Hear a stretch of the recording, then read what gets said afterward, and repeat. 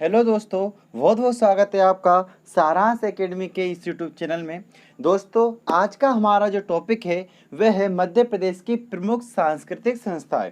और यहाँ से हर प्रतियोगी परीक्षाओं में एक दो प्रश्न अवश्य आते हैं और जनरली सन से रिलेटेड क्वेश्चन यहाँ से पूछे जाते हैं कि फलानी सांस्कृतिक संस्था की स्थापना कब हुई। और जो भी संभावित प्रश्न होंगे मैं आपको इस वीडियो में दिखाऊंगा। आप इस वीडियो को अंत तक देखें और यदि आपने हमारे चैनल को सब्सक्राइब नहीं किया है तो चैनल को सब्सक्राइब करके बेल आइकन को प्रेस कर लें और अपने दोस्तों में शेयर कर लें। तो आज हम जिन मध्य प्रदेश की प्रमुख सांस्कृतिक संस्थाओं के बारे में पढ़ने वाले हैं वह है भारत भवन, मध्य प्रदेश कला परिषद, साहित्य परिषद, कालिदास अकादमी, उस्ताद अलाउद्दीन खां अकादमी, मध्य प्रदेश आदिवासी लोक कला परिषद, मध्य प्रदेश संस्कृत अकादमी, मध्य प्रदेश तुलसी अकादमी, रविंद्र भवन आदि के बारे में हम चर्चा करेंगे। चलिए चलते हैं हमारे पहली प्रमुख सांस्कृतिक संस्था की ओर, जिसका नाम है भारत भवन। भारत भवन दोस्तों बहुत इंपॉर्टेंट है एग्जाम के दृष्टिकोण से। तो आपको मैं बताऊं कि जो भारत भवन की स्थापना है वो सृजनात्मक कलाओं के विकास के परिरक्षण के लिए, अन्वेषण मतलब उनकी खोज के लिए, प्रचार प्रसार के लिए और उनको प्रोत्साहन देने के लिए की गई थी।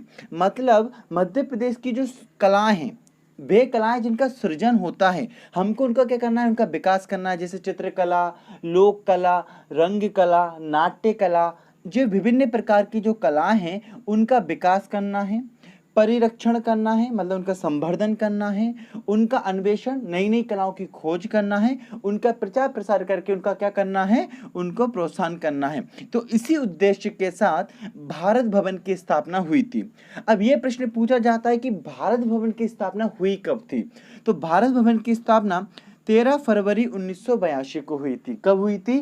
13 फरवरी 1982 को। ये डेट याद रखिए, आपसे पूछा जाएगा कि भारत भवन की स्थापना कब हुई थी।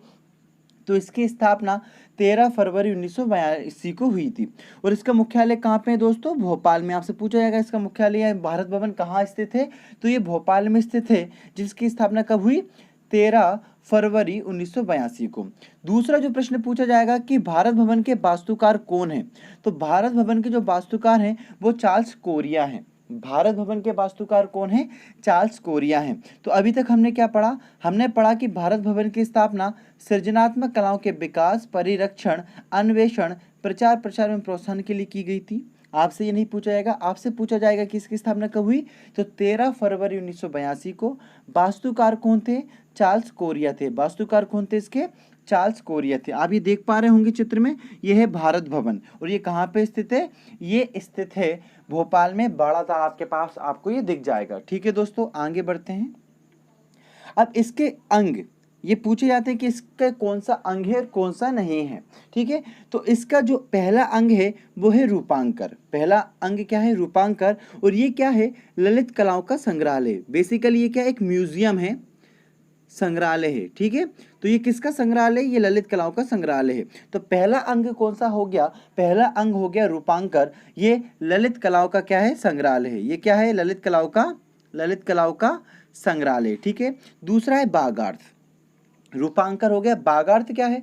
बागार्थ दोस्तों पुस्तकालय है। बागार्थ क्या है? लाइब्रेरी है, पुस्तकालय है, जहाँ पे 14 भारतीय भाषाओं की कविताओं को रखा गया है।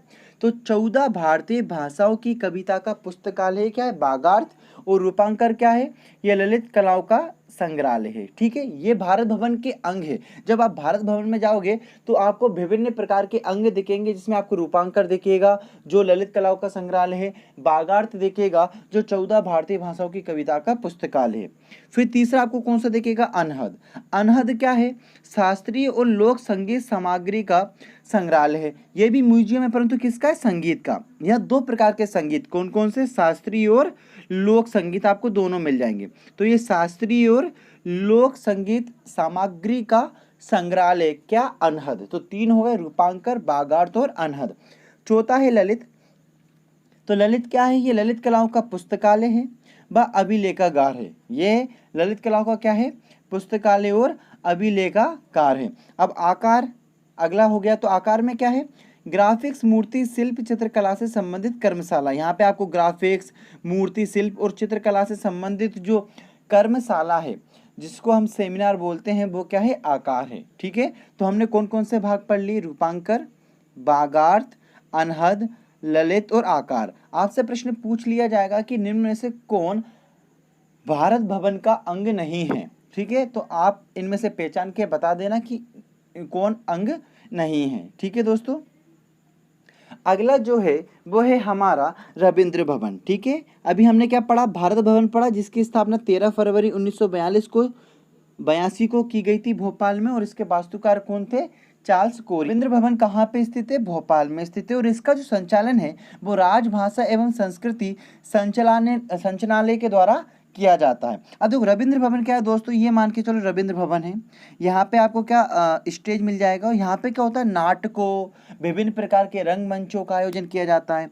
और यहाँ पे आपको दर्शकों की क्या मिल जाएगी, सीट मिल जाएगी। ठीक है, तो ये क्या है, एक सभागृह है। ये क्या है, एक सभागृह है जो भारत के सर्वश्रेष्ठ सभागृहों में आता है, और इसकी बैठक क्षमता कितनी, 4000। मतलब यहाँ पे कितने लोग बैठ पाएंगे, 4000 लोग बैठ के किसी भी आप सभा का आयोजन कर सकते हो, किसी भी संगोष्ठी का आयोजन कर सकते हो, या किसी भी रंगमंच और कार्यक्रम का आयोजन कर सकते हो। यहाँ पे क्या होता है, शास्त्रीय नृत्य, संगीत एवं नाटक आदि का आयोजन होता है। तो हमने क्या क्या पढ़ा रविंद्र भवन के बारे में, हमने पढ़ा ये भोपाल में स्थित है, इसका संचालन राजभाषा एवं संस्कृति संचालनालय के द्वारा किया जाता है, और ये सभागृह भवन भारत के सर्वश्रेष्ठ सभागृहों में आता है, जिसकी बैठक क्षमता कितनी है, 4000 है, और इसमें शास्त्रीय नृत्य, संगीत एवं नाटक आदि का आयोजन होता है। ठीक है दोस्तों, तो हमने अभी क्या क्या पढ़ा, हमने पढ़ा भारत भवन, जिसकी स्थापना 13 फरवरी 1982 को वास्तुकार चार्ल्स कोरिया हैं,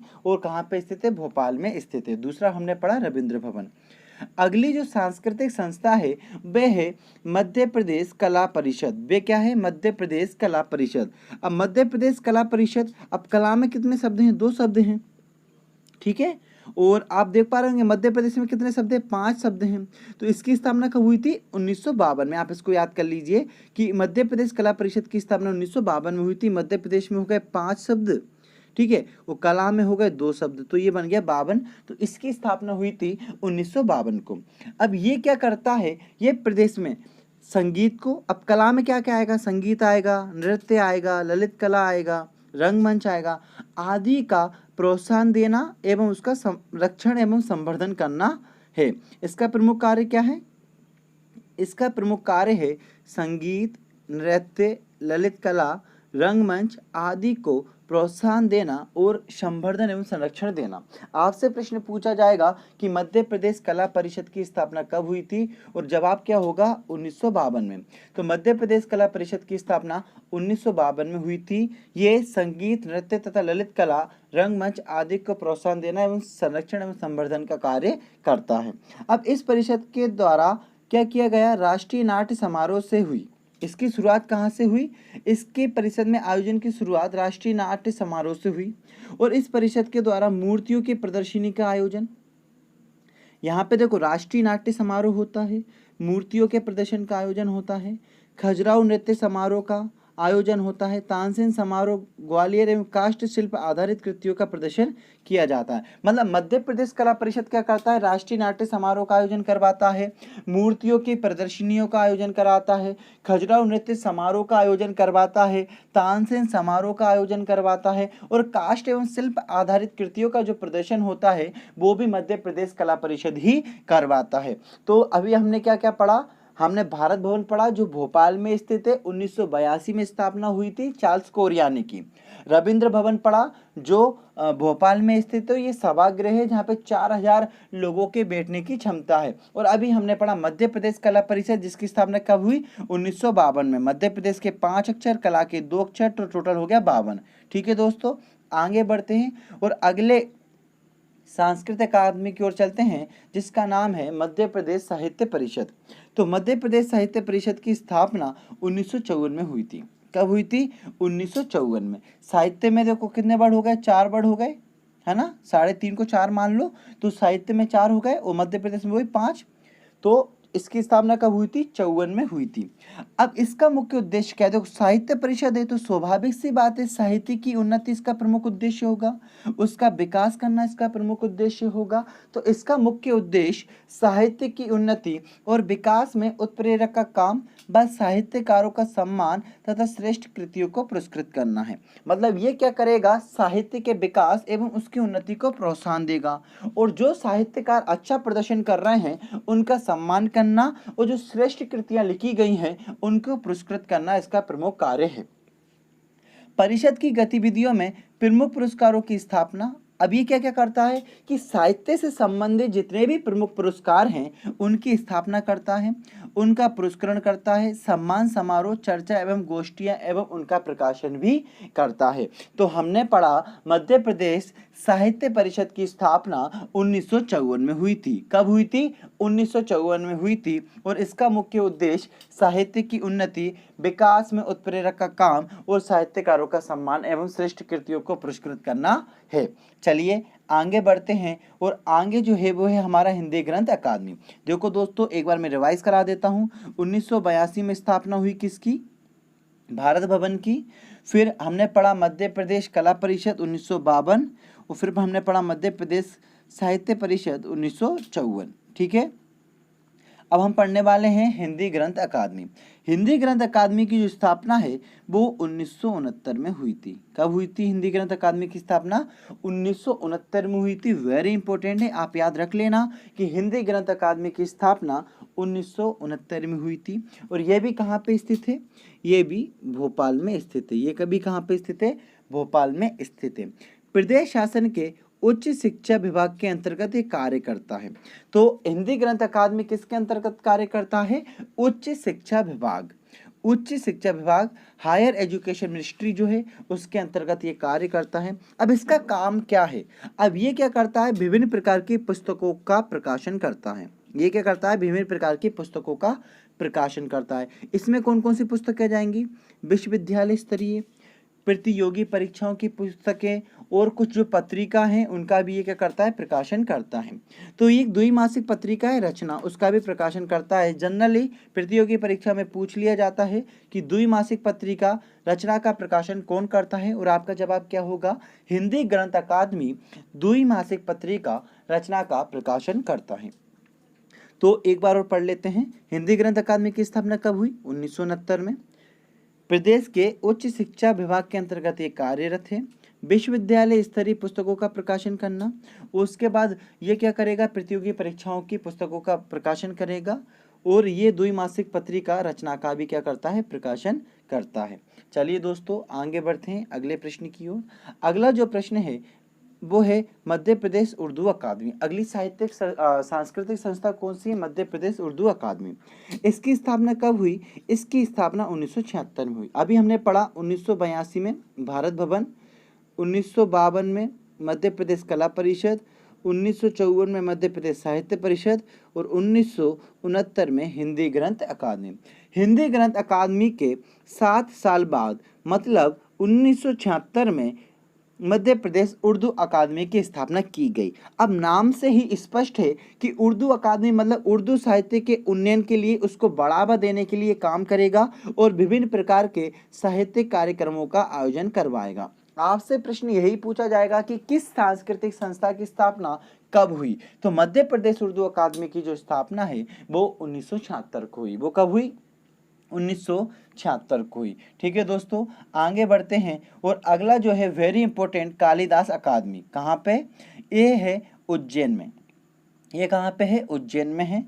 जबकि मध्य प्रदेश उर्दू अकादमी कहाँ पे है? भोपाल में है। ठीक है दोस्तों, तो कालिदास अकादमी वेरी इंपॉर्टेंट प्रश्न है और ये कहाँ पे स्थित है? उज्जैन में। पहला क्वेश्चन, क्योंकि अधिकांश जो अकादमियां हैं, अधिकांश सांस्कृतिक संस्थाएं भोपाल में स्थित है, परंतु मध्य कालिदास अकादमी कहाँ पे? उज्जैन में।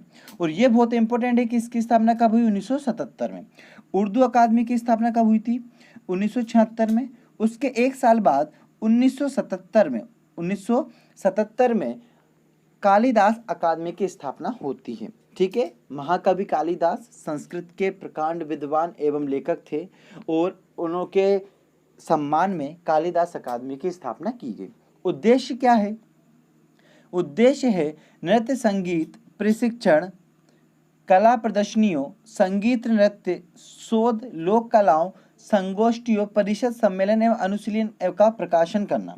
कुल मिला के इन शॉर्ट में आपको बोलूं कि जैसे कोई नृत्य है और संगीत है उसका प्रशिक्षण का आयोजन करना, उससे संबंधित यदि कोई कार्यक्रम है उसका आयोजन करना, यदि कोई कला से रिलेटेड प्रदर्शनी है तो उसका आयोजन करना, संगोष्ठियां मतलब जहाँ पे लोग बाग मिलकर वाद विवाद विचार विमर्श करें उनका आयोजन करना, और सम्मेलन एवं अनुशीलन करना।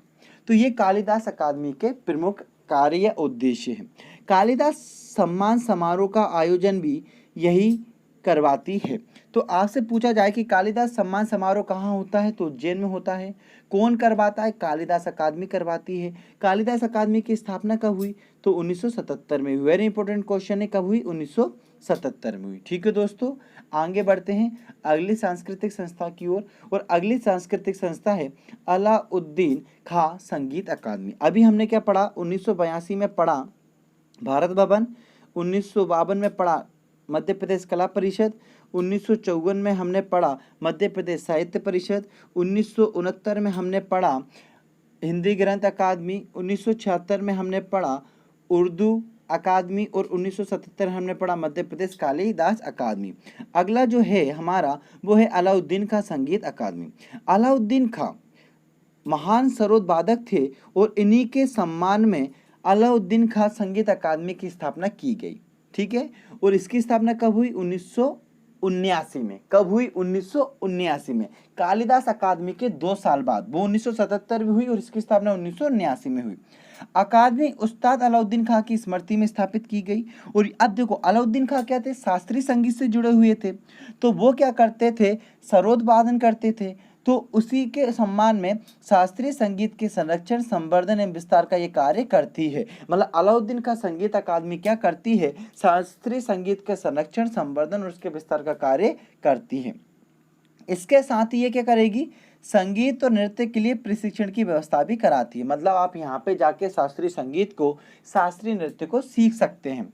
अकादमी प्रतिवर्ष मैयर में अलाउद्दीन खान समारोह का आयोजन कराती है। वेरी इंपॉर्टेंट क्वेश्चन है कि अलाउद्दीन खान समारोह का आयोजन कहाँ किया जाता है, और इसका सही जवाब क्या है, मैयर में। ठीक है दोस्तों, तो अलाउद्दीन खान संगीत अकादमी आप याद रखना, इसकी स्थापना 1979 में हुई थी।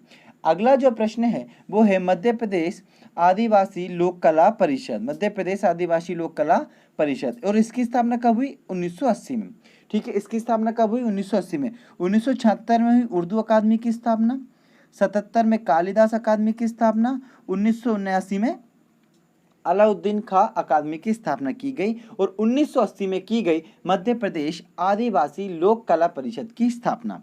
अब नाम से स्पष्ट है कि ये आदिवासियों की जो लोक कला होगी उसका संरक्षण, संवर्धन करेगी, उसके विकास को बढ़ावा देगी। ठीक है, तो याद रखना मध्य प्रदेश आदिवासी लोक कला परिषद की स्थापना 1980 में की गई थी। इसका मुख्यालय भी कहाँ पे है, भोपाल में है, जिसका मुख्यालय अलग से वो मैंने आपको बता दिया है। बाकी सभी सांस्कृतिक अकादमियों का जो मुख्यालय है वो भोपाल में है, वो वहाँ पे स्थित है। यह परिषद आदिवासी लोक संगीत, लोक नृत्य, लोक नाट्य और आदिवासी के संरक्षण, दस्तावेजीकरण और विकास के दायित्व का निर्वहन करती है। मैंने बताया था कि आदिवासियों से संबंधित जो भी लोक संगीत, लोक नृत्य होगा उनके विकास का ये क्या करेगी, कार्य करेगी। इसके अलावा कुछ और अकादमी जिनकी आपको सन याद रखना है वो है सबसे पहली सिंधी अकादमी, और सिंधी अकादमी की स्थापना कब हुई, 1983 को हुई। कब हुई, 1983 को। संस्कृत अकादमी की स्थापना 2 साल बाद हो जाती है, 1985 में, और तुलसी अकादमी की स्थापना हो जाती है 1987 में। ये प्रश्न आपसे पूछे जाएंगे, याद करो। 1983 सिंधी अकादमी, 2 साल बाद संस्कृत अकादमी, और उसके 2 साल बाद तुलसी अकादमी की स्थापना हो जाती है। तो सिंधी अकादमी 1983, मध्य प्रदेश संस्कृत अकादमी 1985 और तुलसी अकादमी 1987। ठीक है दोस्तों, चलो एक बार जल्दी से हम रिवाइज कर लेते हैं। अभी तक हमने जो जो पढ़ा, हमने पढ़ा भारत भवन 1982, इसका मुख्यालय कहाँ पे है, भोपाल में है, भोपाल में स्थित है। चार्ल्स कोरिया ने इसकी डिजाइन किया था। ठीक है, इसके जो हमने अंग पढ़े थे, रूपांकर, बागार्ध, अनहद, ललित, आकार। ठीक है, दूसरा हमने पढ़ा मध्य प्रदेश लोक कला परिषद, उसकी स्थापना 1952 में हुई। मध्य प्रदेश साहित्य परिषद, उसकी स्थापना 1954 में हुई। मध्य प्रदेश हिंदी ग्रंथ अकादमी, उसकी स्थापना 1969 में हुई। उर्दू अकादमी 1976 में। कालिदास अकादमी 1977 में। अलाउद्दीन का संगीत अकादमी 1979 में। मध्य प्रदेश आदिवासी लोक कला परिषद 1980 में। सिंधी अकादमी 1983 में। मध्य प्रदेश संस्कृत अकादमी 1985 में और तुलसीदास अकादमी 1987 में। आप इनको याद कर लीजिएगा और इनको रिवाइज कर लीजिएगा। बहुत बहुत धन्यवाद।